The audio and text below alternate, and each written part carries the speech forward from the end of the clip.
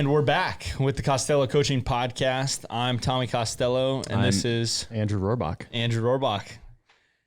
Chippy today, huh? I'm a little chippy today. Yeah, today's going to be a fun one. We're going to dive into work-life balance. Common topic talked about amongst people.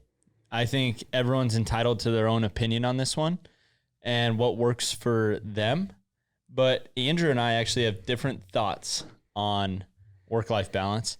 So why don't you start it off with what are your first thoughts when someone makes a comment saying work-life balance? What comes to mind right away? Yeah, sure. What comes to mind when I think of work-life balance? I think, what is that? That's crazy. No, Who does that? No, I don't. I think it's incredibly important. Arguably one of the most important metrics that you should keep track of. I think, here's my opinion on it, and you have a different opinion, I believe, but I'll let you go next. My opinion is that if you overwork yourself and you don't have work-life balance, you will outwork yourself. You will get closer to burnout, if not already in burnout, and you will be sacrificing the quality of your work by not balancing out with some sort of rest. I know this firsthand. I was, as we've talked about in this podcast, I was a professional baseball player, and I was also I don't like using this word, but a professional model at some point. And he's being humble. He modeled for some of the biggest agencies in the world and brands there are. Yes, you don't have to be humble about that. You were a big time model and a professional baseball player. I was definitely a professional baseball player, and I was an amateur model. No, I regardless of this, I worked myself into complete burnout to where I questioned every single thing about what I was doing and why I was doing it. And I have since learned through a lot of different ways of stepping away from the game of how I could have done better at work-life balance so that I wouldn't be in a position where I'm not playing baseball right now. I think I arguably worked myself out of playing the game of baseball, and I worked myself out of the love of what I was doing because I was so consumed with results and so consumed with outworking people that I lost the love for what I had for it when I wasn't getting the results. And if I would have just balanced that with a little bit of rest, and rest is different for everybody. Rest for me would have been maybe a couple more naps, or maybe like journaling or something about going inward and checking in with myself instead of just burning the candle at both ends. So what were the things that you were doing? What were the activities that were burning you out? I was training 6 hours a day. I was in training, not just work. I wasn't in the gym for 6 hours a day. I was doing weights from 8 to 10. Then I'd go do a warm-up routine that I learned from TB12. Shout out TB12, best place in the world. I'd warm up, then I'd throw, and then I'd go do an entire recovery aspect from TB12. So I was. What was the pregame, or what was the routine you did at TB12? Break that down. I'm just interested. Yeah, sure. I would work on my pliability. So I'd massage my arm in terms of getting it completely loose for whatever the action that I was about to do with it. So if I was going to throw, I'd make sure I'd work my forearm out. These are techniques that if you want to know about them, you'd have to go to TB12. I know you've been there, but some people don't. So I'd have to massage my arm out. For simple terms, I want you to stay on it, but this routine might help someone. So pliability is where we're lengthening, softening the tissue within the arm. And when we're working on pliability, what we'll do is we'll do a muscle contraction with extension or relaxation as the tissue is being lengthened by the masseuse or by yourself. And so you're saying that you would get to the facility or you'd get to the field and you'd go through your self pliability, correct? I would do the same thing. Yeah. We both worked with TB12. That was what initially connected us. Mm-hmm. And, my arm felt fantastic when I was doing it. So yeah. So you would do the massage, and then would you do bands or? Yeah. So I do the massage. I do the pliability stuff when I'd wake up. So I'd wake up, have 2 glasses of water. I'd have a glass of green juice, and then I'd have a turmeric ginger tea. I drink all of that before I get going. Then I do the pliability work for my shoulder, elbow, and legs. I would then do some static stretching, which is not necessarily most recommended, but I would feel pretty good with it. I know some players enjoy static stretching before. So I'd go a full static stretching, and then I would then go into bands. Then I'd go into activation. So I'd start doing a little bit more loaded workouts that would help activate certain muscles that I would try to go to. I would literally try to wake my entire body up before I even picked up a baseball. Then I'd go through weighted ball stuff, and then I would pick up a baseball. And it arguably was 2.5 hours of work before. Okay, so first off, on a psychological component, I think that's too much. You shouldn't, and this goes to routines, habits and routines. If you're so tied to your routine, I believe that you can create a burnout effect with it, right? You feel like you can't perform what you were naturally born able to do, but now all of a sudden you need a 2.5 hour routine to execute that. That's messing with your psyche completely. Where now I just pick up a ball and throw, but I felt like I needed to go through an hour routine before I threw 2. And you really don't. You really don't have to. And I know you're still in the frame of mind where like you like going through your stuff before you play catch. I've freed myself up. My arm hasn't hurt in 2 years, and I throw 4 or 5 times a day. And I can get up on the mound and I can throw a bullpen at 87 to 88 miles an hour. And that's pretty much what I threw when I played. And I have a completely torn UCL. I think when I psychologically freed myself up to say that I don't technically need all this, the hay's in the barn, the work has been done. I train like I'm playing still. I do my tissue work like I'm playing still. And I go out and I play catch. And my arm feels completely fine. And I don't overthink it if it's hurting or if it's sore or if it's fatigued. I'm just like, all right, it is what it is. I don't need to throw as hard today. Now, I understand because I've been there. When you're playing professionally, you're playing collegiately, and everything is tracked, every pitch is tracked. You can't have a day where you just say you don't feel your best. Where every other sport in this world, except for track and field maybe, you technically don't have to hit your PRs every single day. But when you're playing baseball in a pitcher, say you're 90% of your capability. Well, 90% of your capability might cut it if you're a left tackle in the NFL. 90% might cut it if you're a linebacker, even a quarterback, or a basketball player or a tennis player. But if you're a pitcher and you're at 90%, that could be 12 miles an hour off your fastball. Right. Right? It's subjective. Yeah. But you get my point. And so I think I want to get back to the work-life balance, but I think how you think about your work has a lot to do with how you feel about your work. So maybe people need more of a rest from their work if they're going into it with such a loaded feeling about it. Like if the work feels light and the work feels easy, maybe the volume could be heavier. But if the work feels heavy, then maybe you can only take so much of the work. And I think that largely is determined by the way you view your work. So I think, was your work viewed as very demanding and very stressful? Yeah. Yeah. See, of course, but it was also associated with something I really wanted to do. Same. And I've lived there. I've been there. And that's why we became such good friends. Yeah. I lived that same emotional context. I think if we're going to backpedal and unpack that a little bit, if we could use my routine as an example. Sure. What's the unpacking of what I was really going through when I was overworking myself with a routine and stuck to my routine? What is that based? And I can give you the answer. I mean, psychologically, not psychoanalyzing you, not trying to be a psychologist, but just doing my own inner work. What I feel that was from is, number one, not feeling like you're enough to succeed. So you had to do so much work to prove it to yourself that you're worthy of this success.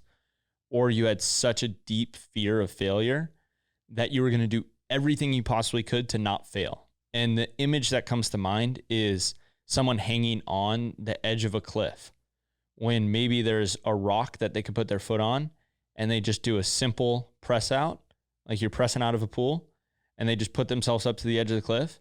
But instead, they're closing their eyes and gripping the edge of the cliff and just squeezing on as hard as they can, so they don't fear of failing. Yeah, you hit it right on the nose. Fear-based.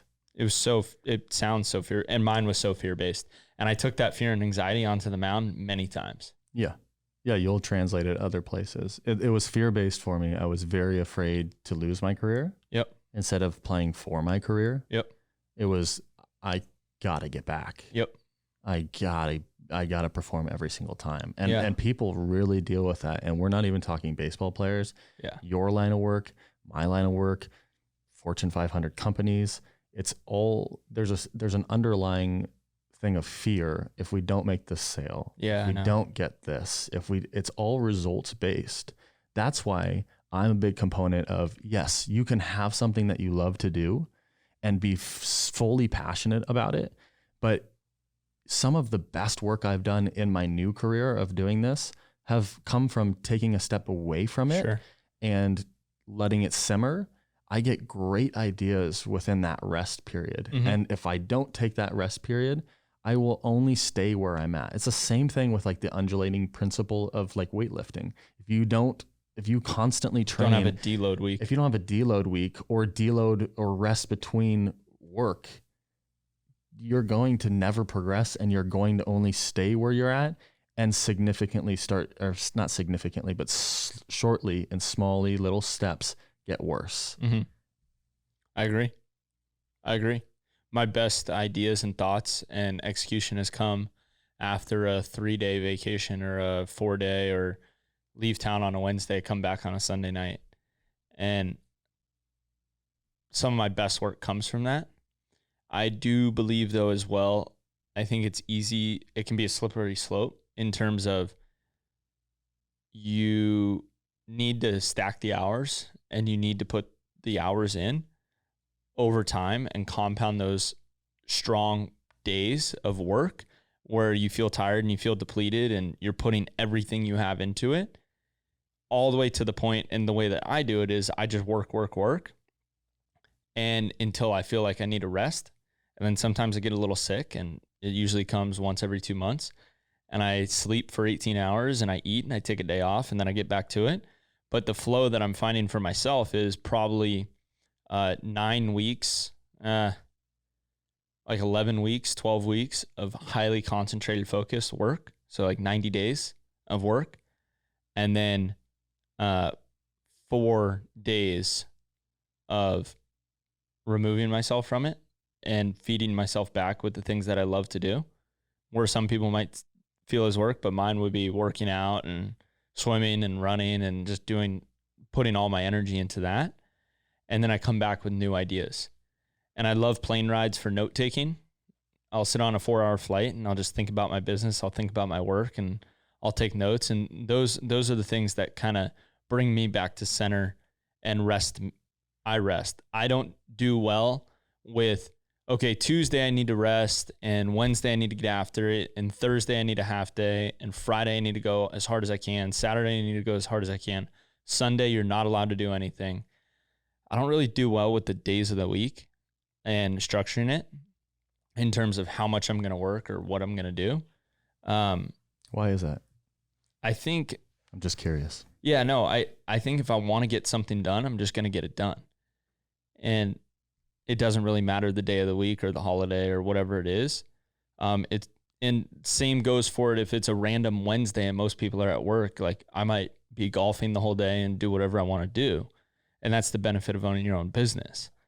But I'm not of the mindset of certain days should be no work and certain days should be all work. I think it's just a feel thing for me. And I tend to drift towards working way more often than not.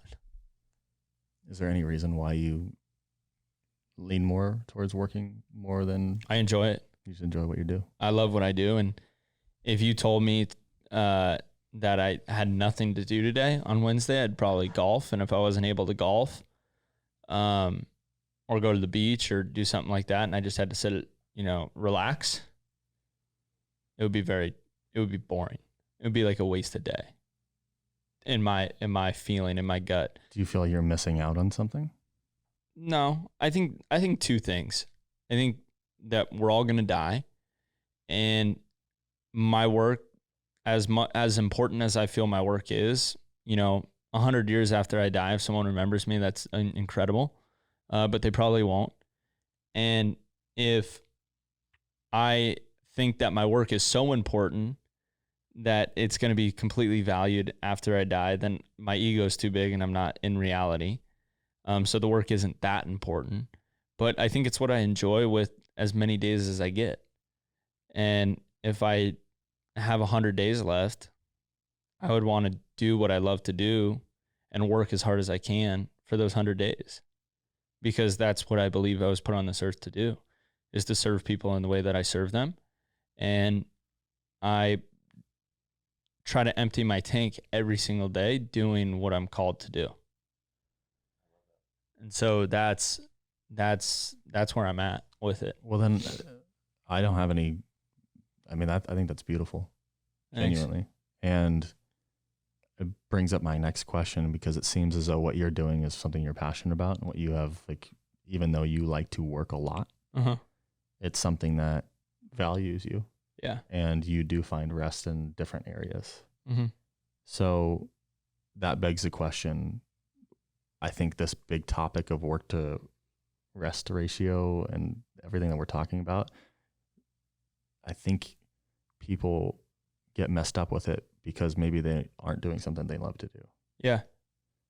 And so if they're not enjoying what they're doing, they're always seeking rest because they're finding no value in what they're doing for work. Makes sense. So would you follow that up with, how do you find what you love to do? That's got to be the next question at that point, because here's the thing. We talked about this right before we got on. Each person's viewpoint on how much they work and how much they rest is their own thing, and to each their own. I'm not going to sit here and say you're doing it wrong and I'm doing it right, and vice versa. Yeah, sure. And if I'm doing that, then I'm the joker. Mm-hmm. But when it comes to someone who's complaining about their work and then complaining about work to rest ratio, yeah, I think we just need to go back to, well, what are you doing for work? Yeah. And I don't think I typically don't complain. I will never complain about the work that I do, because I'm inherently grateful for what I get to do.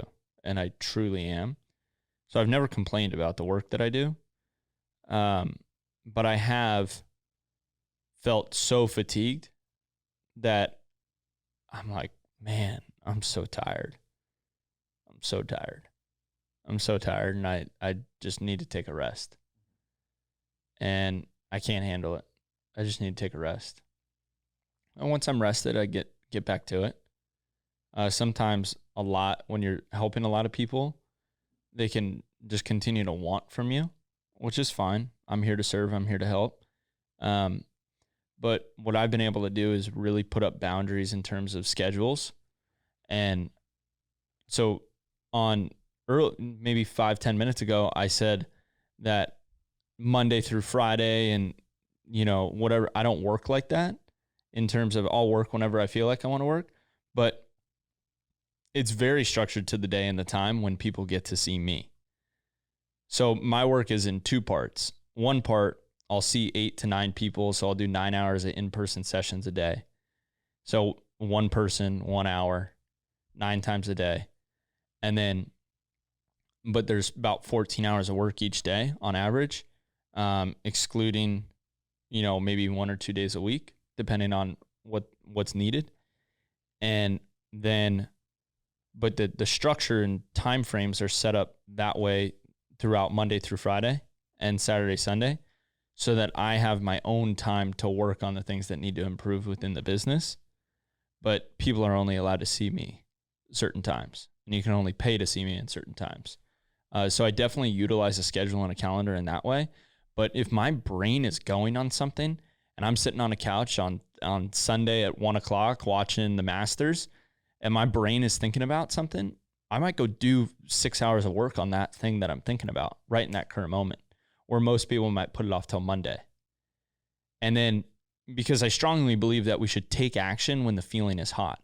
So if you have a great idea, take action on it right away. Like take massive action right when the feeling comes to mind, and then things will happen for you. A lot of people get great ideas and then the feeling simmers away and then they never really execute the great idea. There's a balance with everything with that too. I think there's a balance with that. I think, yeah, you can act on it immediately, and I think that's a great way to go about it. But some great ideas stem from just letting the seed be planted. Sure. But I see what you're saying. Work at the same time, right? Put the work in once you hear it, once you feel that feeling. But what about with someone who doesn't enjoy what their work is? I think there's, I have two parts to this. Number one is just pick what you love to do every day, or pick what it is that you love and find a way to exchange a marketplace value for what you love. And then if you can't really figure that out, you could start to take note over the span of 3 to 4 months or 6 months or a year, and dedicate the year to say, what do most people ask me for help on? Just in general. If friends call, or if my brother calls or my sister calls, boyfriend, girlfriend, wife, husband, whatever it is, what do most people that I know or who know me call and ask me for help with? And what you'll end up seeing is there's probably a pattern with it.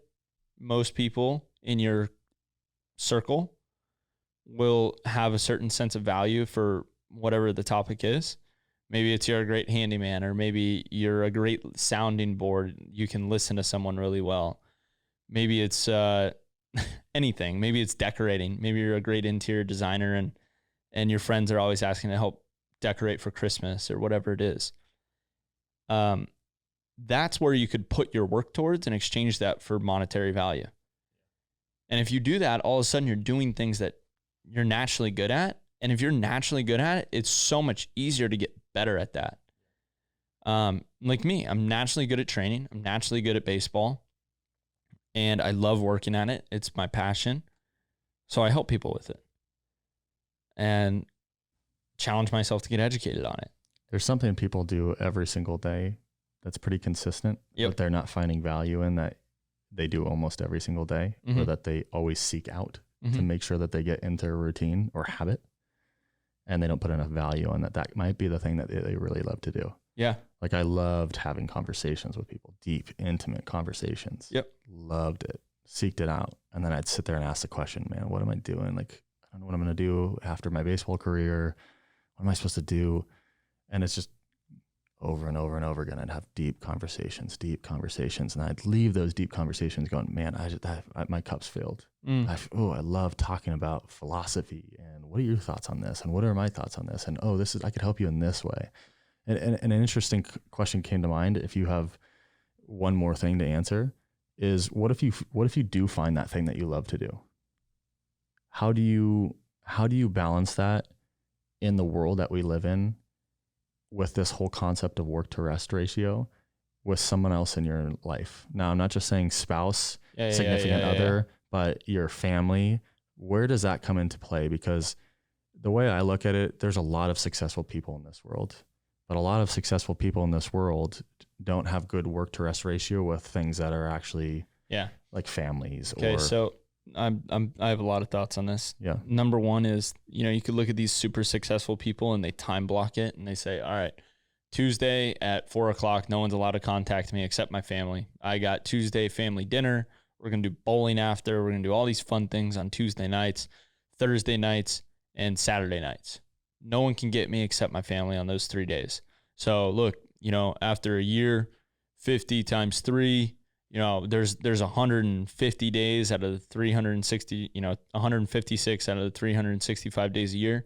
I'm dedicated to my family half the day. And you have boundaries. People do that, right? Mm-hmm. People do that. I don't really feel that that's genuine. I don't think it's genuine. I think it's time blocking it like it's a business.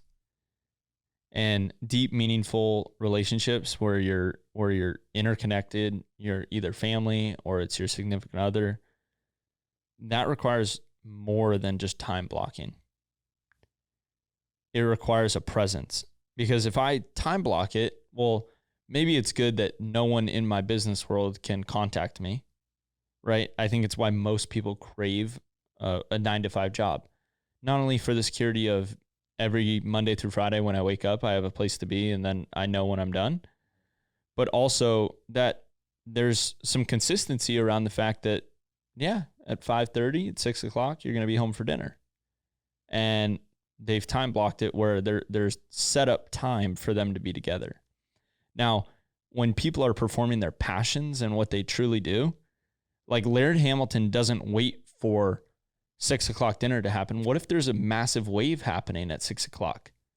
He's not putting his most passionate desire to the side for dinner, maybe sometimes, but not all the time, because he has to go live out what his inner passion is. And if my inner passion is helping and serving others to become their best, that might happen at 7 p.m. on a Tuesday night.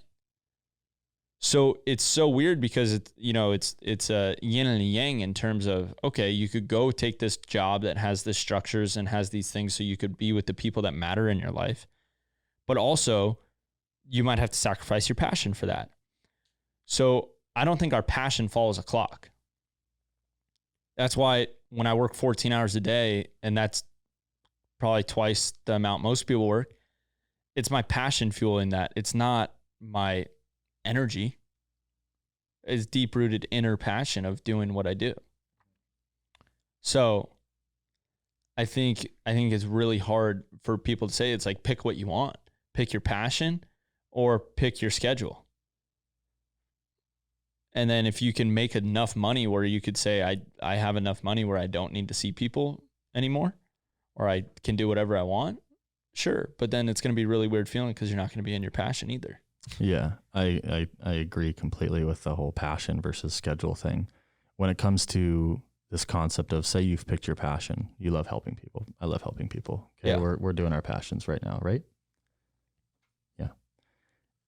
When it comes to surrounding yourself with people who are going to understand this, that's where it gets a little tricky. And my thoughts on this is to also find someone who's also following their passion. Yeah. When you do that, this weird but necessary balance of, if 6 o'clock a wave comes in, you go pick up the wave, there's going to be this understanding from both sides. Mm-hmm. Now that's where it gets tricky. I've been in relationships where I was following my passion and my passion was getting in the way of what they wanted the relationship to be, what they were expecting the relationship to be. That's where it got tricky for me. And that was something that really, really caused a lot of turbulence in my life. And that's not to say, hey, you have a family, you have kids, all that, you still got to be there for the kids. You got to find some sort of way to, yeah, your passion's going to be there. But when it comes to, that's a different subject, having kids. But find somebody and find an environment who understands the sacrifices that you're going to have to take in your life when you found a passion and something that you find very meaningful in your life. Find people who understand that, find value in that for you, find value in that for themselves, because you might also be leading them to their passion. Huh. Yeah, I couldn't agree with that more. You got to, because if someone's following their passion, they can all of a sudden have a sense of respect for what you have to do. Yeah. But if it's two opposites where, one's after passion and one's after structure and time, that's tough. It's tough. Because then there's no marriage between the two. Yeah. They're just so opposites. And not saying that they can't work out. I'm just saying my advice is to also find someone. I would also have to say this though. If you're in your passion, there's no such thing as work-life balance. If your passion is your work. If balance is your passion. Yeah, maybe that's not a concept that is there then. Maybe if your passion is your work, you're just living. Yeah, literally. You're not working. That's how I feel.